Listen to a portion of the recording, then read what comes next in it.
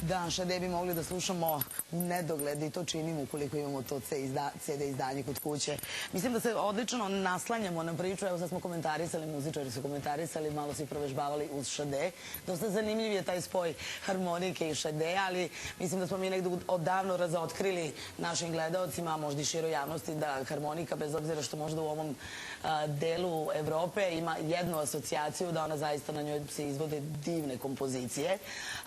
Dobar dan i dobrodošli. Gospodin Čalije je tu, predsjednik Kulusa i mlađi kolega Aleksandar Mihajlović, organizator Kul festivala. Ispravka Mihajlov.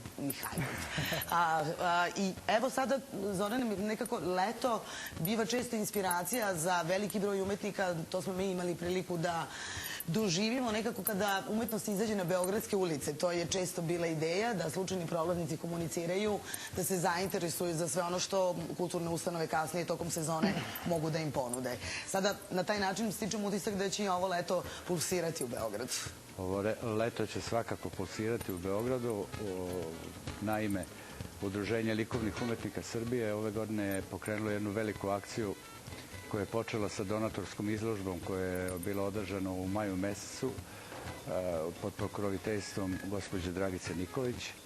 Tu su prikupljene neka sredstva i za obnovu paviljona Cvijete Zuzurić i samog udruženja. Ideja celog ovog projekta ili procesa je da vratimo publiku u paviljon Cvijete Zuzurić i da vratimo ugled paviljona Cvijete Zuzurić onakav kakav je namenjen još od vreme osnivanja i Branislava Nušića koji je između ostalog prvi pokrenuo prikupljanje sredstava za izgradnju takve jedne znamenite kraljice arhitekture. Tako je, i evo sad možemo da kažemo nekako da je ovo i Nušićeva godina, da to veliki broj ljudi je i negde Nušić nas je pokrenuo da promišljamo i da vraćamo njegove tekstove na scene beogradskih pozorišta.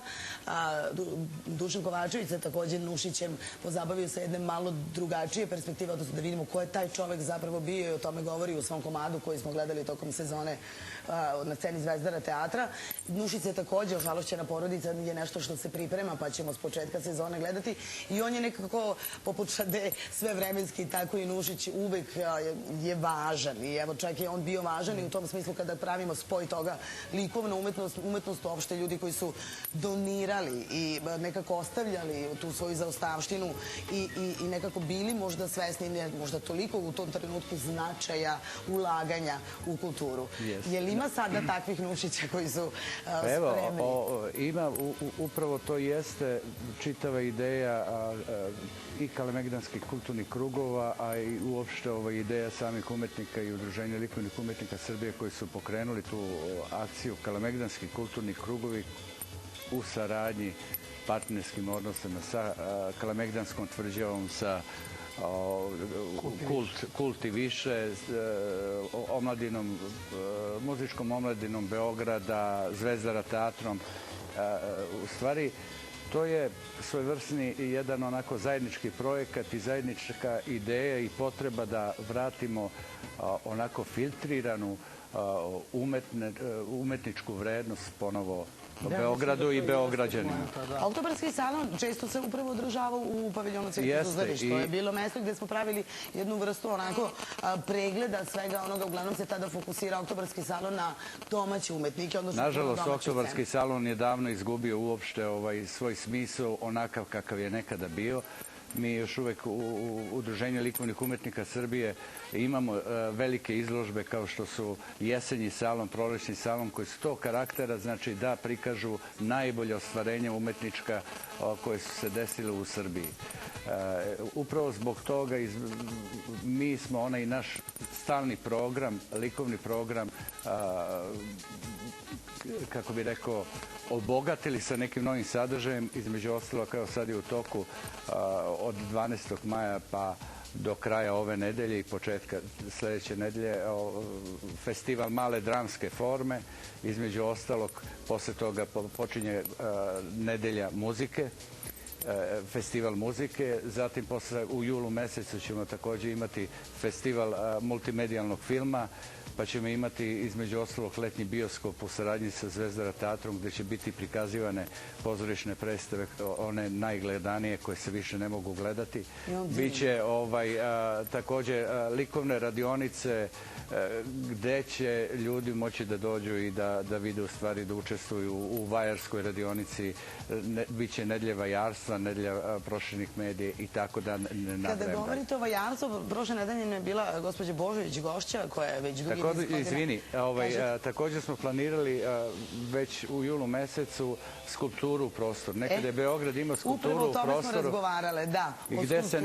Gde se nekada birala najbolja skulptura i biralo mesto gde će da se postavi u Beogradu. I možda jedna od asocijacija, da, nažalost, uopšte nije. Tako vreme smo to pokrenuli priču gospođe Borka Božović. Tako da i to ćemo između ostalog biti i ideje na ovim panojima što nam je Beogradska tvrđava pozajmila, koji se sad nalaze ispred paviljona Cvjete Zuzorić, da se u stvari napravi fotomontažom kako bi izgledalo negde u Beogradu takva skulptura i opet onako što se kaže idemo, umetnici idu korak ka ministarstvima i kulture i u susret. Jeste ovako sa idejama, jednim konkretnim idejama gde bi mogli da vratimo, što se kaže, i ugled Beogradu i ugled naših umetnika i da imamo jednu kvalitetnu ponudu turistima koji dolaze u Beograd. I mislim da je leto definitivno pravo vreme za to. Kada govorimo o turistima, oni stižu različitim povodima, a opet nekad i bez povoda. Beograd je sasvim sam po sebi dovoljan povod koliko stičem utisak za dolazak, ali je jako lepo kada vidite... Valja ih sačekati, ali kada vidite i za nas koji ovdje živimo svoju svakodnevicu i koji volimo svoj grad, da stvari nekako, mislim, i mi se obradujemo i kada bila jedna akcija tih divnih skulptura koje su stajale u prostoru, a koje su bile nekako i upotrebne, to su mladi ljudi radili, tako da imamo sada jednu lubenicu koja je na Ušću i još na različitim mestima i Beograđani znači komuniciraju i konzumiraju umetnost u svakodnevici, a možda da toga i nisu svesni. Ja moram da kažem još jednu bitnu stvar. Znate, proteklih godina onako nekako likovna umetnost poslednjih 20 godina, mogu slobodno da kažem, nekako je doživjela svojevrsnu eutanaziju. Uopšte podrška i medija i ministarstava raznoraznih nije se ogledala da podrže likovno stvaralaštvo. Evo sad imamo... Da, skoro da nema mesta gde... U toku je recimo jedna zaista divna izložba ovako, zaista Beograđani moraju da pogledaju koliko je to i inovantna i koliko je u stvari zaista sjajna. To je izložba proširenih medija i to klase, autorski projekat profesora Vladana Radovanovića. To su njegovi master studenti, znači zaista jedna kvalitetna izložba. Već postavljena, jel da? Otvaranje, znači... Bilo, jeste. Tako, u sredu je bilo 18. Maja, evo ovom prilikom i pozivam zaista sve da dođu u paviljon Cvjete Zuzorić da obavezno pogledaju. Da, i to je jedna vrsta preseka kada govorimo o savremenoj tehnologiji i zapravo nekim novim tendencijama u prezentaciji i konzumiranju umetnosti, ali ovo što ste malo čas rekli kao da je eutanazirana ta klasična umetnost, ono što naravno saznajemo kada je Evropa, odnosno svet u pitanju, pa opet kažem razgovarajući sa Borkom ispred galerije Haus prošle nedelje, ona nam je rekla da, naravno, postojali su ti trendovi, određeni pravci u jednom trenutku s prelaska na 21. vek, jedna vrsta ubrzavanja koja se dogodila svuda, međutim da se opet pravi poštovaoci i poznavaoci umetnosti vraćaju onom klasičnom i primarnom, a to je slika. Znam da u Beogradu postoji interesovanje i nekako uvek je to bila ta srednja građanska klasa koja često nije ni mogla sebi možda da priušti neka dela, ali im je bilo važno i da budu informisani, a da nekako i njihovi domovi, ako ne mogu imati originale, onda bar imaju odgovor na originale. Takođe postoje sada i mnogi zanimljivi savremeni umetnici koje skoro i da ne znamo, mada imaju uspešnije karijere u svetu, a nisu toliko primećeni kod nas. Mislim, upravo je ovo jedan svojevrsni apel likovnih umetnika da pre svega na ministarstva, potom i na medije i na građanstvo. Slikarstvo je nekako ostalo, u stvari likovna umetnost je ostala neka tabu tema uopšte za građanstvo, upravo zbog toga što nije dovoljno približavana publici. nažalost, tu ste skroz upravo, naši umetnici su poznati širom sveta nego što je naša publika upoznata sa njima. Tako da Udruženje likovnih umetnika Srbije godinama zaista izlazi sa izuzetno kvalitetnim programima. Ja moram da kažem, upravo zbog toga i postoje ti žiriji da bi se filtrirala ta najbolja umetnička dela i da se izlože u paviljonu Svete Zuzorić i galeriju Ulusu Knez Mihailo. Takođe, u toku ovog leta je planirana međunarodna izložba grafika koja je isto, to je trijenale grafika, to je izuzetno važna izložba. Da, brendova u likovnoj umetnosti uopšte naše scene kada je prestonica u pitanju, odnosno i čitava Srbija. S obzirom da grafika je takođe važan medija, kad govorimo sve je počelo neko od crteža, grafika je nešto što možemo sebi da priuštimo, opet sa druge strane vrlo kvalitetnih grafičara ima iz generacije u generaciju kada je vaš fakultet u pitanju. Ja moram da kažem isto još nešto.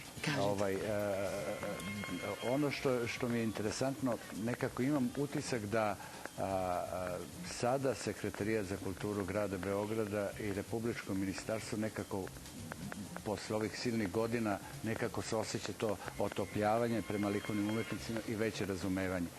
Da li je to opet sada sa tim našim akcijama negde animirano, kad idemo u susret, ali ja se nadam, evo i ovo ovde je podržano od Sekretarijata grada Beograda, Sekretarijata za kulturu, ovaj čitav projekat Kalemegdanski kulturni krugovi, tako da smo zaista onako iznenađeni prijatno.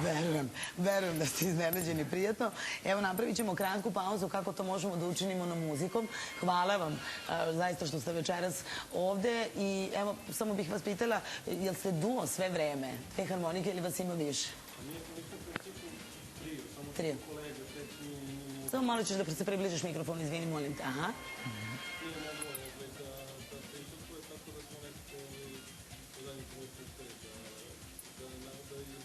Poziciju kao duo, tako da mi smo trio Sahra, sad ćemo biti kao duo, nastupamo, trudimo se da afirmišemo neku harmoniku, da kažemo svetlo klasične muzike, tu nam dosta Aleksandar pomaže sa pultom. Sad ćemo da pričamo poslije sa Aleksandrom, ali hajde da predahnemo u smislu i evo da vidimo šta ste to uspeli da spremite za večerašnju emisiju, a da se svira u dva instrumenta ili 4 ruke. Hvala vam što ste večeras tu.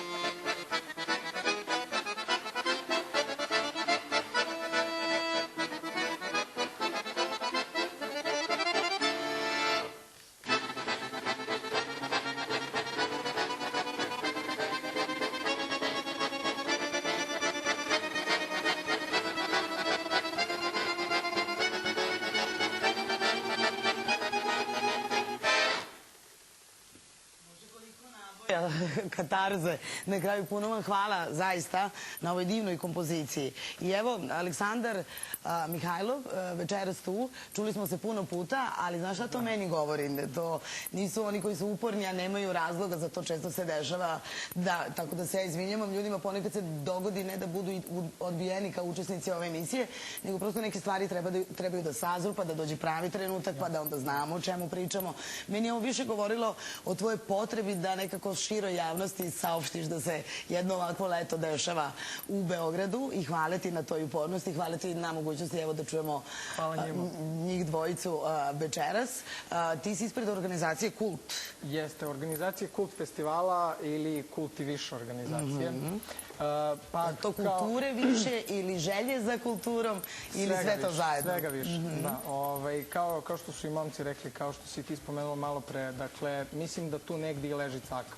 Da mi umetnici stvarno ne smemo da prestanemo da pokušavamo i da jurimo taj svoj neki moment, svoju žutu minutu, svoj prostor, da se izrazimo, da pokažemo ljudima šta umemo. I mislim da je baš ovo što sad radimo, ovih 7 koncerata, ovo leto na Kalemegdanu, baš ta stvar koja je našem gradu dosta trebala. U suštini proslavom Svetskog dana muzike 21. juna jeste. Otvorit ćemo događaje koji će se dešavati u paviljonu Cvijeta Zuzorić. Svakog dana od 21. do 28. juna mi ćemo biti tamo. Na koncertima će nastupati i osnovci i najbolji srednjoškolci 5 beogradskih muzičkih škola, kao i naše kolege studenti sa akademije, njihovi profesori. Dakle, ceo paket. Svi su se... Puno muzike, što je logično. Naravno. Samo cijela ta muzika u suštini će ići u nekom interesantnim, u novom ruhu, u novom modelu, na interesantniji način opušteni. Pokušavamo svima da pokažemo koliko klasična muzika nije nešto što je strašno, nešto što je ozbiljno, već koliko i ona evolvira vremenom. Sada ne znam, možda vi naravno imate bolji uvid. Ja ponekad ne mogu možda i da budem objektivna, već subjektivna, jer upravo ti ljudi su nekako gosti ove emisije, pa mislim da samo oni nekako postoje i egzistiraju. Nije baš tako. Postoji ta borba ipak kada se izađe nekako na ulicu i kada treba osvojiti prostor gde će ljudi da muziciraju, osvojiti vreme, osvojiti publiku, ali u smislu Nemanja Radulovića, nekih ljudi koji su nekako pokrenuli i promenili stvari. Oni su pioniri zapravo pre svega, jeste. Nakon toga mi, vođeni njihovim primjerom, možemo samo da nastavimo u tom svetlu. Još osveženiji na neki način, mladalački. 21. juna koncert perkusionista muzičke škole Stanković će biti održan počevši od trga Nikole Pašića do paviljona Cvijeta Zuzorić. Dakle, kroz ceo grad će proći, publika će imati tako neki interesantan uvid u to šta oni rade, šta ih čeka tamo. Naravno, Svetski dan muzike, ne samo klasične muzike, tako da smo pripremili nastupe tango, ansambala, etno pevanja, džez, kvarteta i bit će tu svega stvarno. Ali poenta je samo da ljudima pokažemo da mladi neće da ustuknu, već da se trude da dobiju ono što su zaslužili. Eto, opet se zahvaljujem Čarliju na saradnji, zahvaljujem se i muzičkoj omladini. Oni će imati od 21. takođe sajem muzike u paviljonu Cvijeta Zuzorić. Dosta koncerata, koncepta, čega god. Programa. Da, programa. Različno za sve vreme od Cvijeti Zuzorić i baš znam da, evo kako se stvari dogode, uslovno rečeno sad, da li pravi trenutak, ali sada smo relativno skoro baš razgovarali o tome. Cvijeta Zuzorić je također bilo mesto za moju generaciju, mesto okupljanja, gdje su se dešavale neke i od same diskoteke, ali neke zanimljive izložbe prvenstveno. Da, i to je bilo nezaobilazno mesto Beograđana kada se krene Kalemegdanom, prosto tu malo zastanete, popijete sok, odmorite, međutim u jednom trenutku vreme, odnosno zub vremena nagriza određene prostore, dovodi ih u neka devastirana stanja i mislim da je sada vreme i da se ona negde malo i preuredi iznutra. Vraćamo kulturu. Nije samo to u pitanju. Mi smo o onoj eutanaziji što smo razgovarali upravo i jeste se desilo, nažalost, tako da recimo pre 3 godine uopšte nismo dobili ni dinara ni za održavanje paviljona Cvijeta Zuzorić, niti za zaposlene koji održavaju taj prostor i paviljon Cvijeta Zuzorić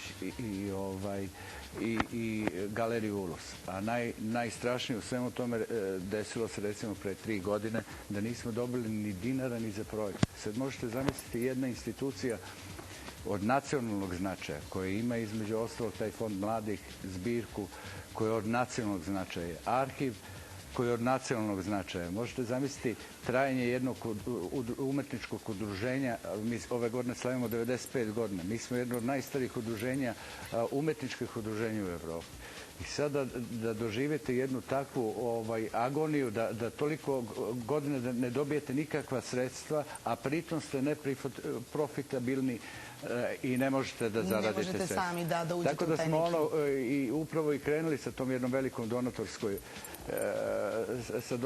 izložbom. Evo ja ovom prilikom hoću da se zaista iskreno zahvalim gospođi Dragici Nikolić što nas je podržala u svemu tome i što se kao prava prva dama onako potrudila i zabrinula za paviljon Cvijete Zuzorić i sve to. Da.